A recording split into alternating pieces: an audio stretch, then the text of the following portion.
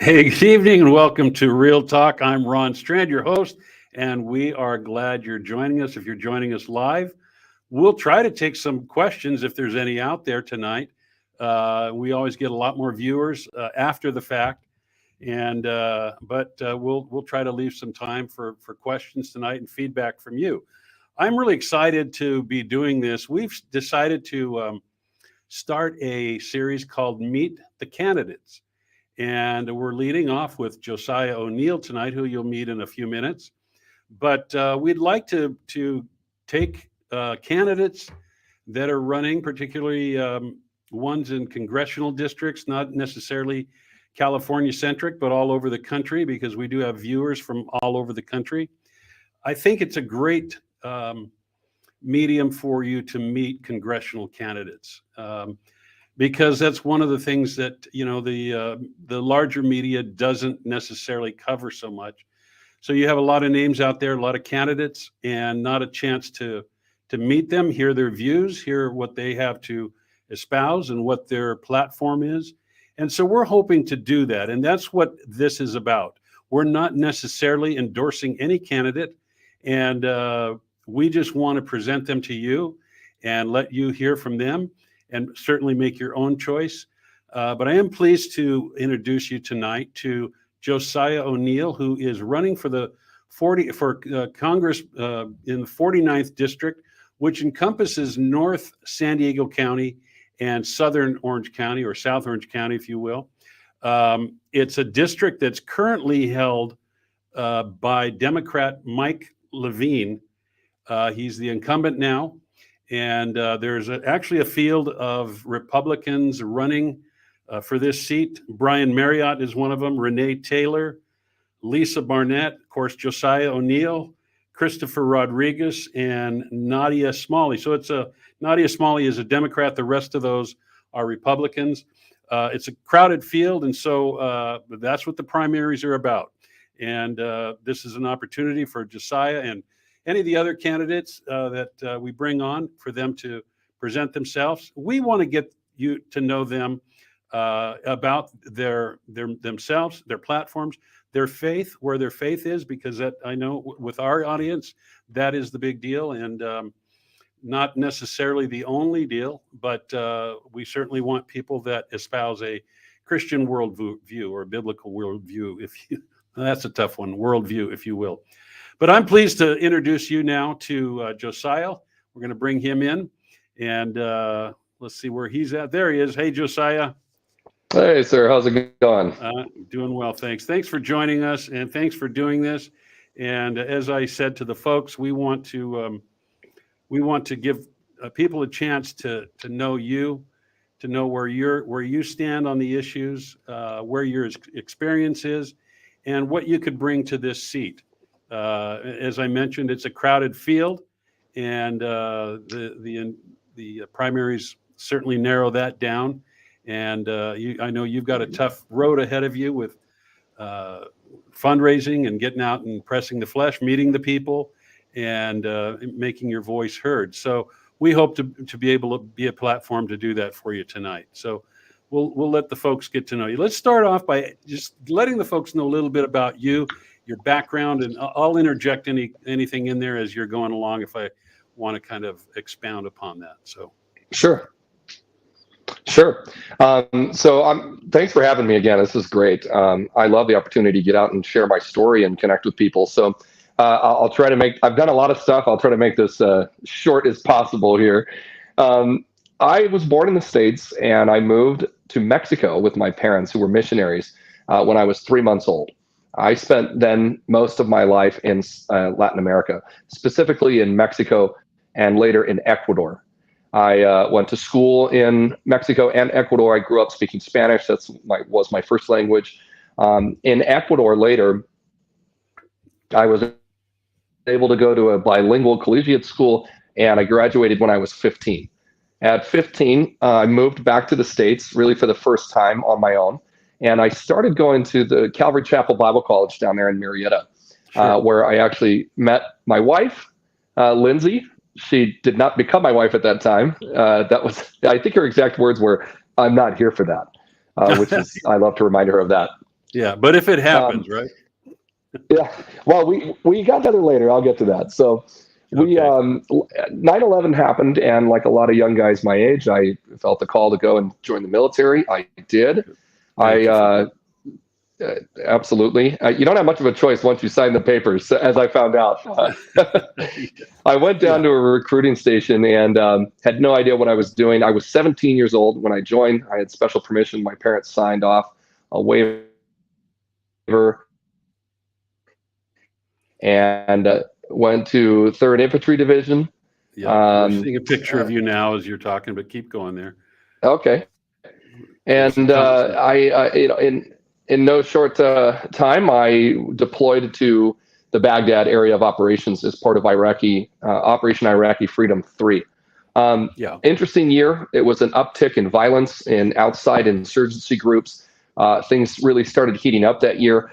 We participated in the first Iraqi national elections, which was somewhat of a historical moment. And as well as my particular unit was assigned to provide security for Saddam Hussein's trial, as well as a lot of security and convoy protection work for the U.S. State Department at the time, which allowed me to meet some interesting folks. I'll bet. Let's slow down there for a second because I want to kind Sure. of dig into that. So there was an uptick in violence at that time. Uh, that was during the Saddam trial, or just prior to it, or um, is that time? That year in general, we Hmm. saw an uptick. That whole year, Okay. Yeah. initially, U.S. forces were able to take down Saddam's government fairly effectively, and then Yeah. as many foreign fighters began to pour into the country and insurgencies were stood up, and of course, a lot of that funding and support was coming from places like Iran, and that's when we started to see the proliferation of things called IEDs, which at the time were not as well known. We soon grew to know them very well, Yeah. and yeah, things intensified that year significantly. Yeah. And so you were on the detail that was providing security for Saddam Hussein's trial, which lasted what? I don't remember how many months, but it was or it was a pretty short It trial was because I quite some time.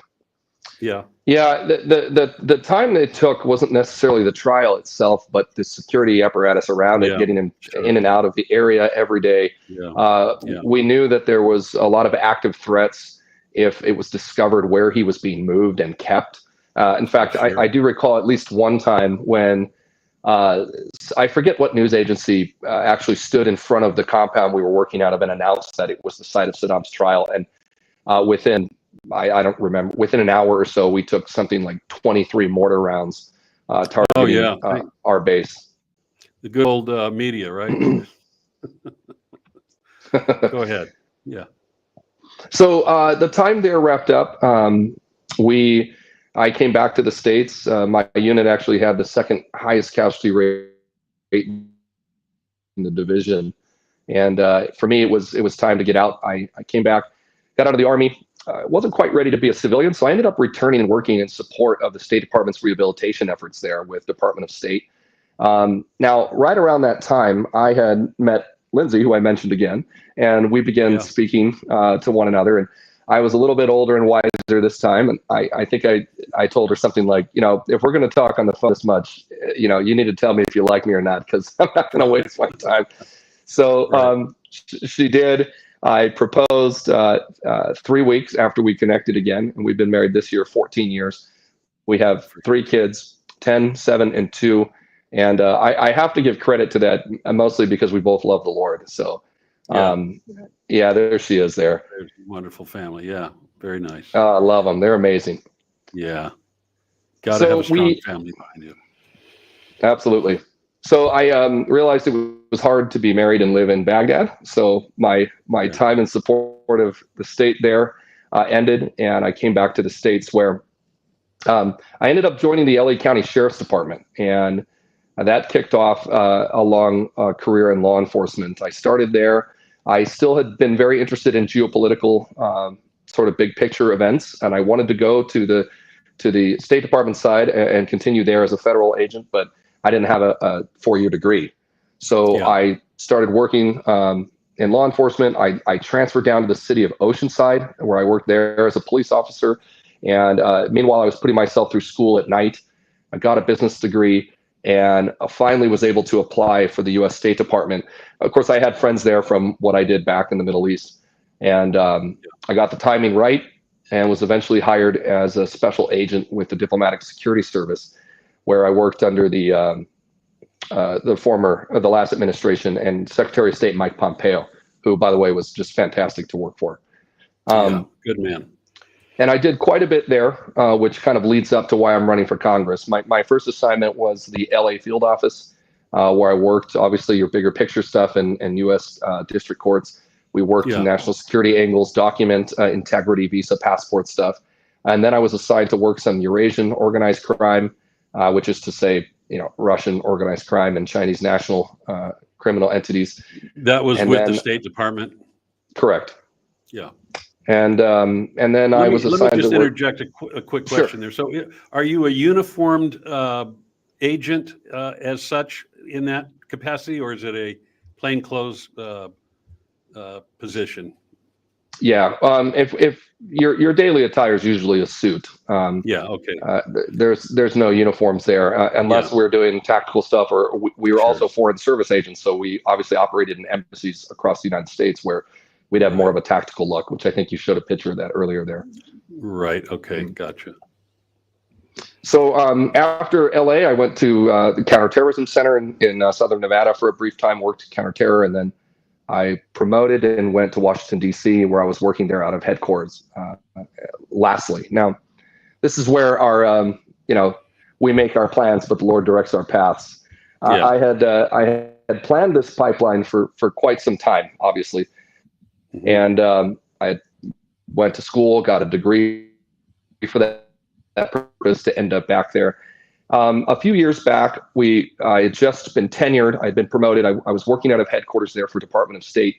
And my dad became ill and ended up passing away. Sorry. We, at that time, had just sort of a reorganization of our priorities there. I talked with my wife. We were done with our domestic assignment, most likely being assigned somewhere in West Africa with the State Department at an embassy. And something just didn't feel right. And I ended up calling a good friend of ours, Pastor Jack Hibbs from Calvary Chapel, Chino Hills. Sure. I said, Jack, my dad's not around to ask for advice anymore. Here's what I'm dealing with. For some reason, I felt this very heavy burden, this calling to leave State Department and come back to California. I had no idea why. That made no worldly sense. It was a big pay cut for me. It was a big backward step in the career progression at the time. Yeah. But Pastor Jack made it pretty clear. I said a lot of stuff, but I remember specifically him saying, you're never going to regret putting your family first, number one. Yeah. And number two, that's the real test of character, is that when the Lord calls you to do something, are you able to do it? Nothing will test your faith more than that moment. So kind of being faced with that, I went in the next day. I resigned my commission to the Secretary of State, and we began searching for positions back in California. And that's how I ended up at the San Diego Sheriff's Department, where I currently work as a deputy sheriff. I had friends and family on the department who had encouraged me, and the department was very gracious, hired me very quickly. And within a few weeks, I had hung my suit up in my fancy federal agent car and was back on the streets working 911 calls and fentanyl overdoses and gangs. As a uniformed officer. Yeah. Yep. That's right. Oh, there you are there. Okay. That's a current. Is that kind of more of a current picture there? It is. That's not too long ago. Okay. Folks, if you're just joining us, we're talking to candidate Josiah O'Neil, who's running for U.S. Congress in the 49th District, which is South Orange County, and comprises North San Diego County. And so Josiah's telling a story. So go ahead, Josiah. You've had a very interesting background, obviously, and I kind of wanted to dig into a few things there. Growing up, you grew up in Mexico and Ecuador, I think you said, and did you say also Costa Rica?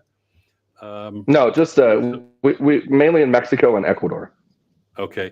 And did you go to American missionary schools there, or were you integrated into the into the Mexican system and the school system? And I did. I went to the national systems in both countries that we were in. I never went yeah, to an all-American school. There were times here or there where we did some homeschool work because my parents wanted me to learn, classical yeah, American education and history and whatnot. sure, But I always attended school with my friends and family who were either in Mexico or Ecuador at the time, and yeah, all in Spanish. yeah. And did I hear you say that your first language is Spanish? Sí, hablo español, Yeah. pero verdaderamente nunca hablo español con la gente que no me entiende. Entonces, ahorita vamos Okay. a platicar en Well, inglés. yeah. Well, you do it well, so that's wonderful, and it's a good thing to have, particularly in California here. So, go ahead Absolutely. now. So you're kind of getting to the point where you said why you're running, and what are the things that kind of brought you to that point? Because you've got this great background with of course with your upbringing and in different cultures, experiencing a missionary field with your folks, and you've got an established faith and plugged in there. Now you're back and you go into the military, and then get into law enforcement, and then into a position with the State Department. So you've got a varied and a wide background that brings you to this point. So now you're back in law enforcement and thinking about, well, you're more than thinking about, because you're an established candidate. So you're now jumping and throwing your hat in the ring for the 49th district. What brought you to that point?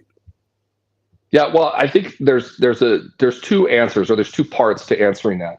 One, and I would say let's tackle the secular side, just the reality of the necessity for change.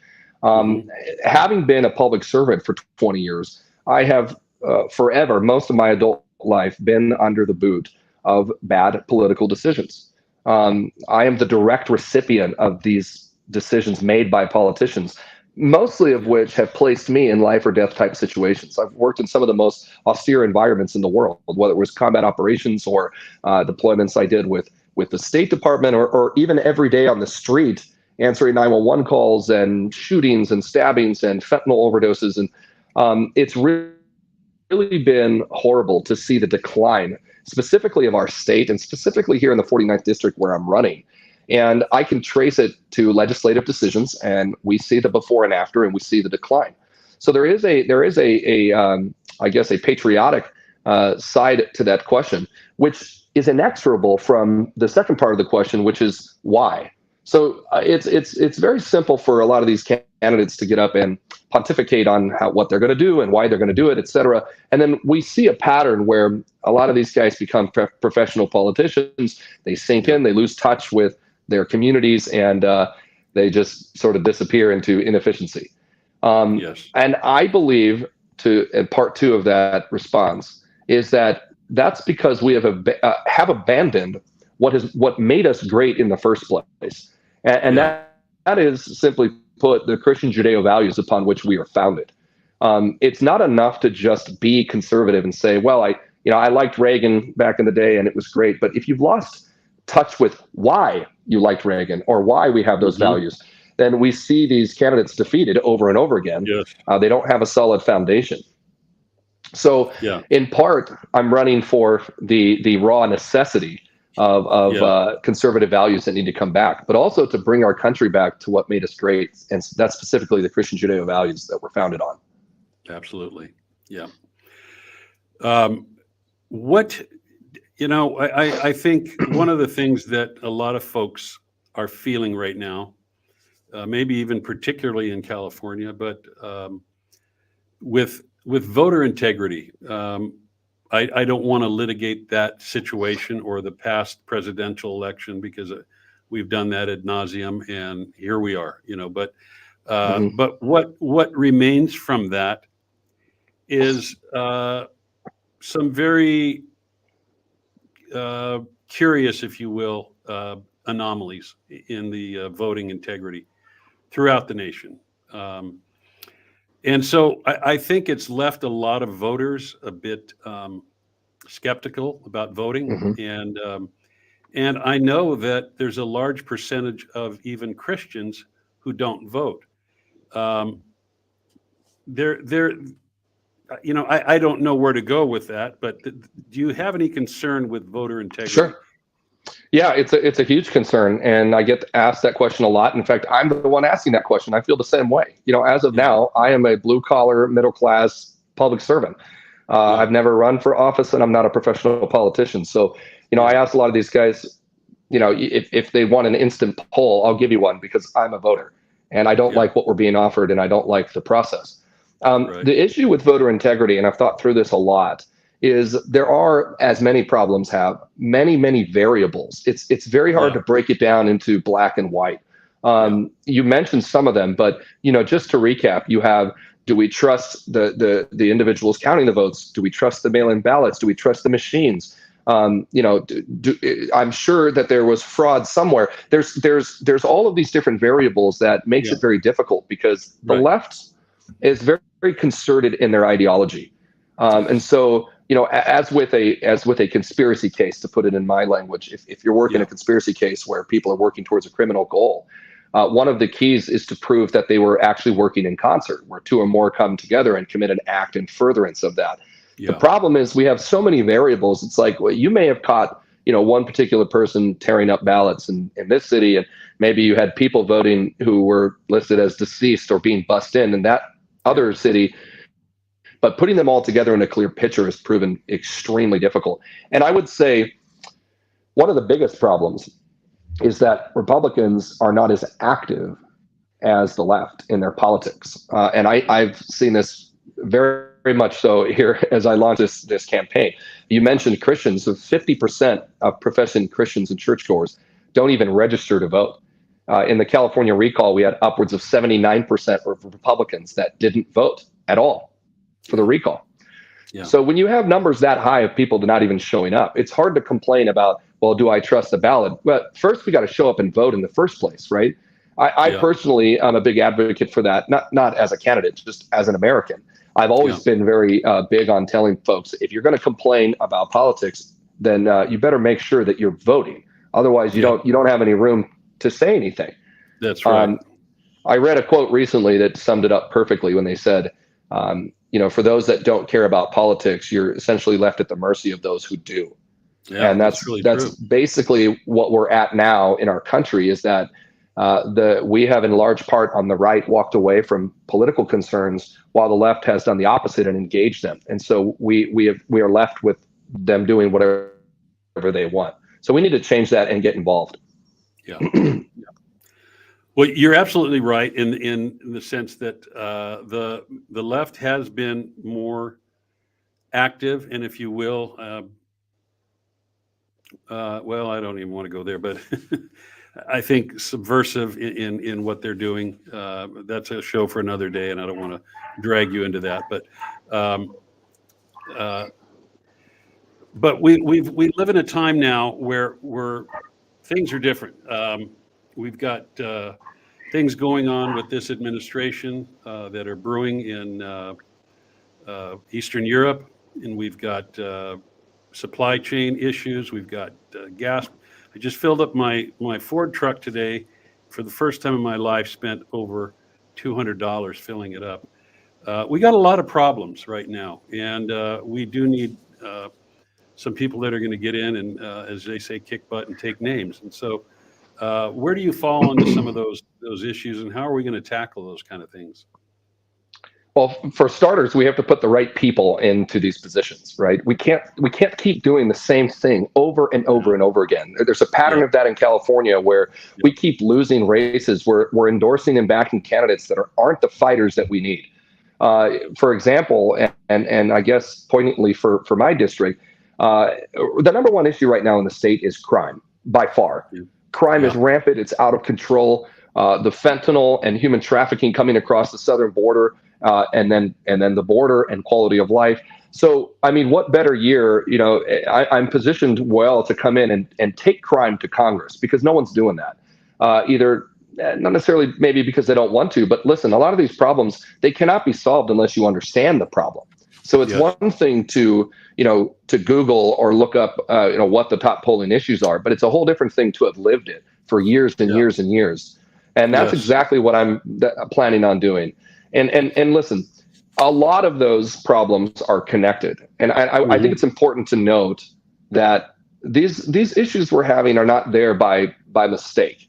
There's a concerted effort in our country to push socialist Marxist ideology into our nation.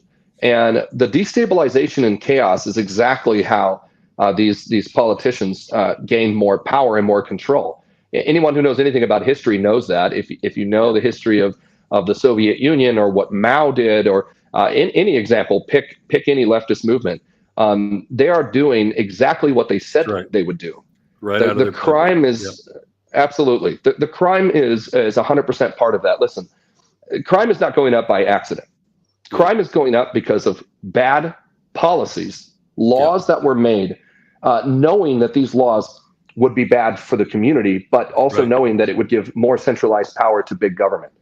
Yes. So we have to start calling them out on that and call them for what they are. If you're employing Marxist ideology and you're an elected official, you're going to get called out. And we need somebody to be a loud voice for that in California. We don't have that sort of stand-up DeSantis voice out here because we keep putting perennial, soft, boring candidates into office who are in it for who knows what, ambition, avarice, the love of money, the love of power. Listen, I have no plan on being a professional politician forever. I have a deep concern for my country, a deep concern for the Christian values and biblical principles that made us great. We want to go in there, fight, make a lot of noise, give people a voice again. Because I, as a conservative in California, I don't feel like anyone represents me. I don't feel like I have a voice. And so we aim to change that. Yeah. Well, and as you say, that was what the founders envisioned for representative government. Is they came to Washington, represented the district, and then went home, and they didn't make it a career. Now we've got a leader of the House of Representatives who's been in for, gazillion years. We've got a president who, has been in. I think that's all he's ever done is public life. They have no clue as to, what it takes to really run a country, and have no business acumen. And so, we need that kind of representation in Congress. Let's talk a little bit about the incumbent and how vulnerable he is in that district. Well, historically, Mike Levine. Democrat.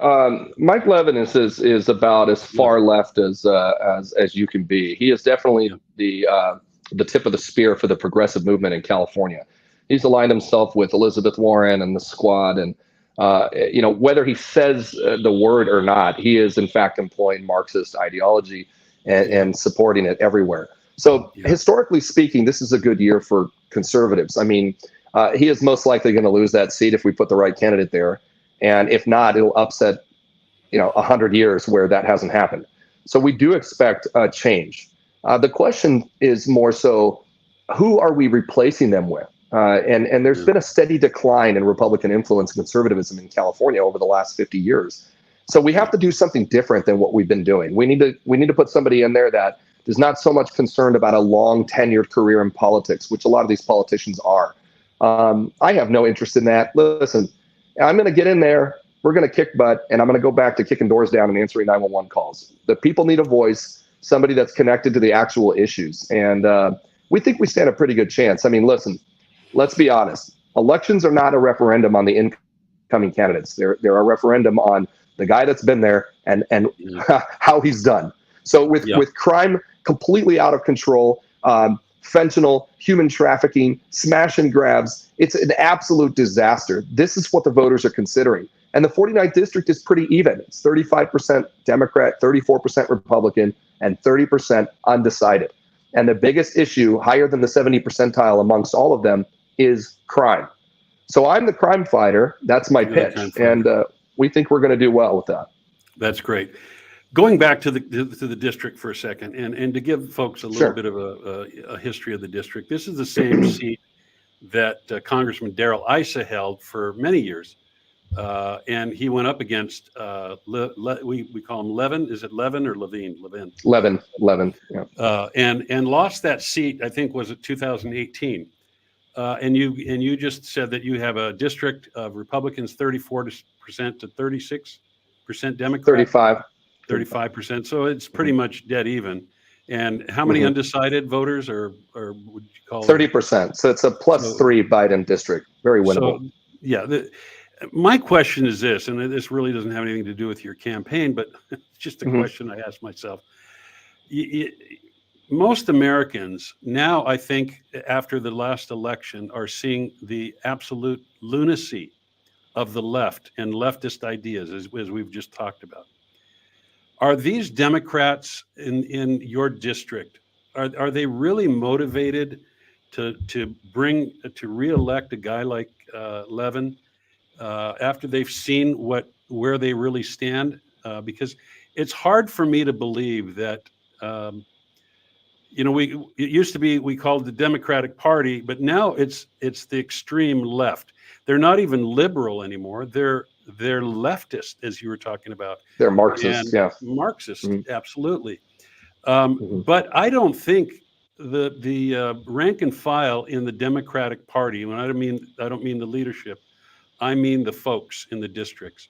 I don't think they lean that far left, do they? It's hard to tell. It's hard to tell. We were very surprised at some of the voting records out here in California. I mean, we didn't think that people were going to vote to tax themselves more on gas, and they did. Yeah. We didn't think that they were going to keep this Newsom, who is a globalist playchild.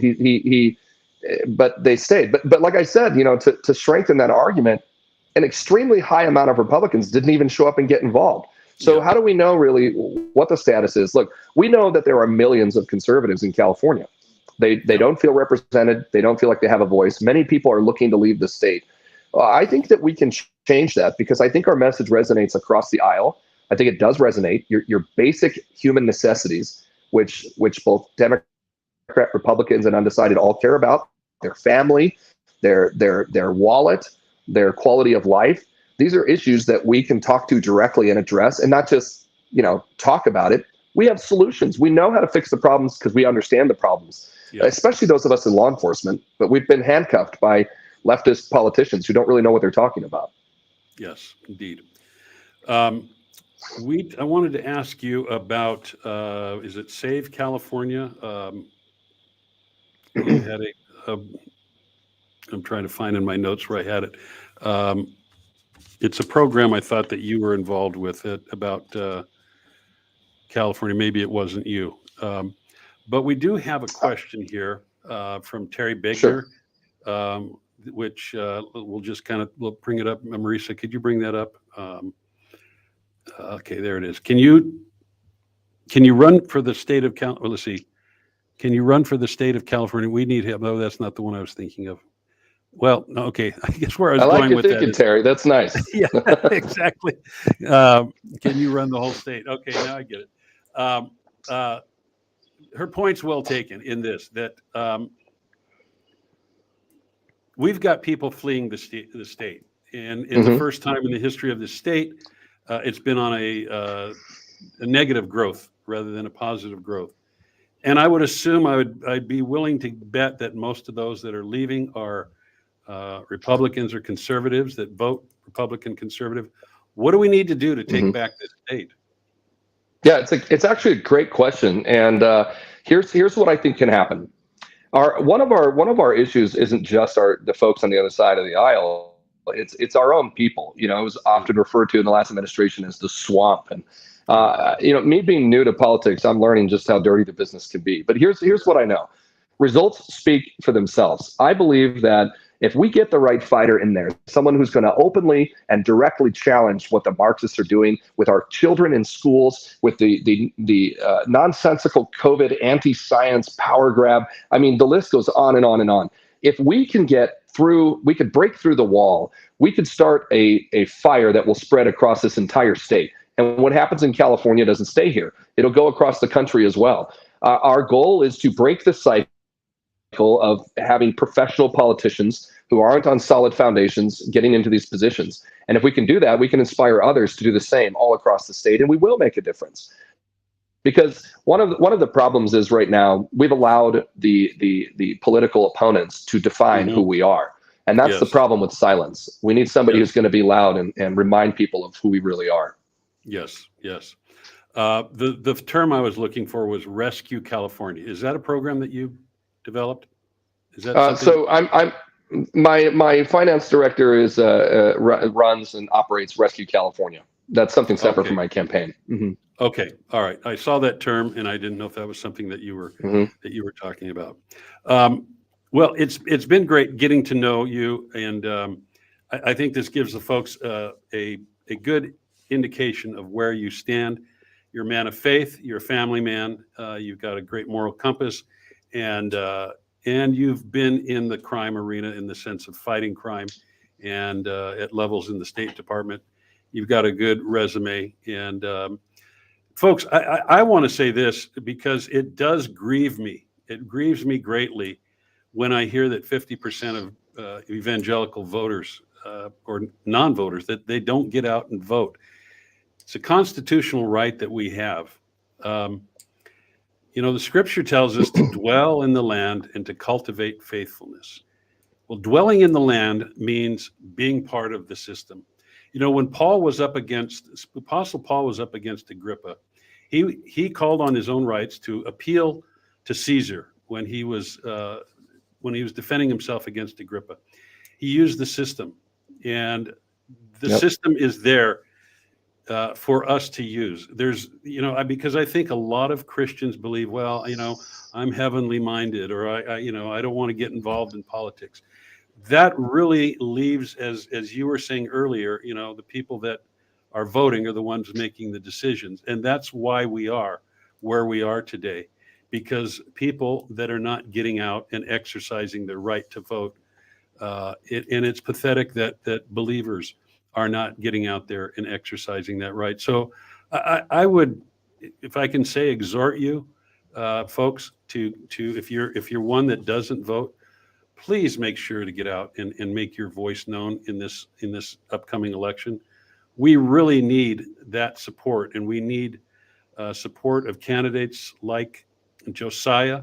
We need to send people to Washington who are going to represent uh, us and protect our districts, protect our children and our schools, law enforcement, crime. All these things are weighing on everybody. Uh, Runaway inflation, and we are literally battling a Marxist government right now. It's Yep. it's unbelievable to be even saying that right now. And in my lifetime, I'm 65 years old. In my lifetime, I never thought I would even say that. We've always seen it trying to creep in, but it's there. It's at the highest parts of our government right now, all the way into the Oval Office. And so we need to make a change here. Yes, yes, Jesus is returning. Yes, indeed. And that's where our hope should lie. But until he does, we dwell in the land and we cultivate faithfulness. And please be sure to register and get out there and vote. Josiah, where can folks learn more about you, or if they want to support you, where can they do that? O'NeilForCongress.com. O'NeilForCongress.com is our website. We are, of course, on social media as well. I'd encourage anyone who hears this, follow us on Instagram, Facebook, Twitter, and even LinkedIn. I regularly put updates about events. In fact, it's worth mentioning on the 25th this week at Rise Church in San Marcos, we're having a Meet the Candidate Forum live in person. There'll be several candidates, including my opponents, and it's going to be a good time. We're going to speak our piece for a few minutes, and then we're going to have an open to the public Q&A. And I want folks to come out and ask hard questions, because you should ask hard questions for those of us looking to represent you. So that's coming up at O'NeilForCongress.com. O'NeilForCongress.com. We've got it on the screen there. One of the other things I want to say to the folks is this. Josiah is running in a district in California, and of course, only people in that district can vote in that for that particular election. But I support candidates that I believe in all over the country. If I find a young person or even anybody who's running for an office that I feel can make a difference, I'll send them something and support them. And as I said at the beginning, and I'll say it again, we're not necessarily endorsing Josiah. It's way early in the process right now. There's 5 other Republican candidates vying for the seat. It's going to be a process as they go through the primaries. They'll meet and they'll debate, and they'll debate the issues.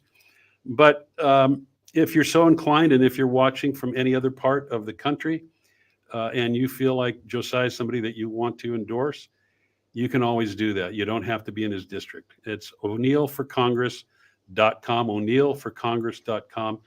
Josiah, thank you so much for being with us.